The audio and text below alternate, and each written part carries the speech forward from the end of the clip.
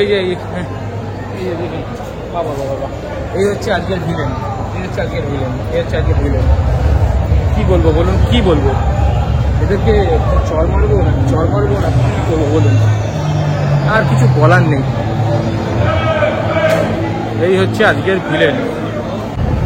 লড়বো হারবো রে, প্রতি ম্যাচে হারবো রে, প্রতি ম্যাচে হারবো আমি রে। আমরা এমন মূর্খ রে, রোজ খেলা দেখবো রে, আমরা সত্যি এমন মূর্খ রে। রোজ করবো লড়বো হারবো রে, কিছু বলতে পারবো না রে। যদি কিছু বলি কে আর সমর্থক ঝগড়া করবে রে।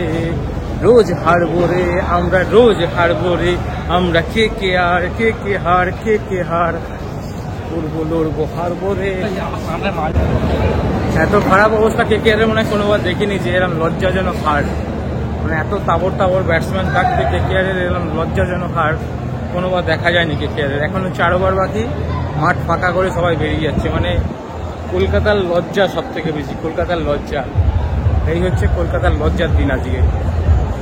এখনো 4 ওভার বাকি, মঈন আলী খেলছে আর আপনার ওদিকে রিঙ্কু সিং এখনো দাঁড়িয়ে আছে। কিভাবে দাঁড়িয়ে আছে আমি বুঝতে পারছি না। হ্যাঁ, নিজের পায়ে দাঁড়িয়ে আছে, কিন্তু লজ্জা সরমভাবে দাঁড়িয়ে আছে। Venkatesh Iyer, Ajinkya Rahane top to button.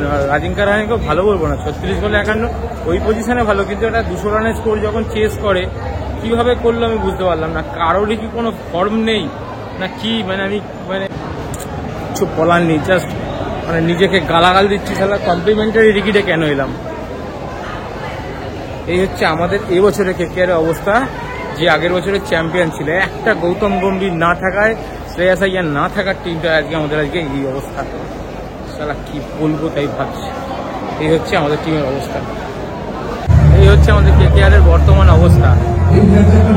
হচ্ছে টেস্ট খেলার প্লেয়ার, ম্যাচ খেলতে পারে না। রাসেল, তারপর ভেঙ্কটেশ আইয়ার দারুণ টেস্ট প্লেয়ার।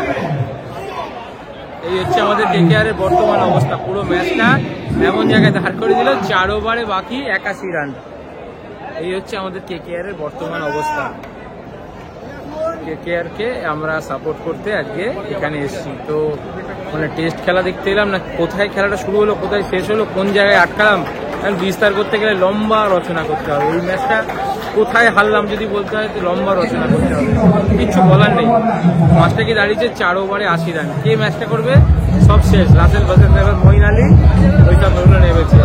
এই হচ্ছে KKR এর আমাদের বর্তমান অবস্থা। এই খেলা দেখতে আমরা এইখানে আসছি। লজ্জা লাগে, লজ্জা।